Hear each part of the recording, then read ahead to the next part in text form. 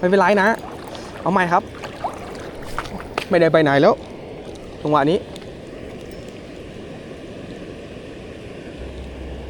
เฮ้ยกัดแล้วครับอุ้ยโดนครับนะอุ้ยดูครับดูเสียงเราครับนะตัวไม่ใหญ่ครับผมแต่สนุกแน่พี่เมียอยู่ไหนวะพี่มันตามมาชะโดอ่ะพี่โดนชะโดกัดนะเมื่อกี้เนี่ยทุกคน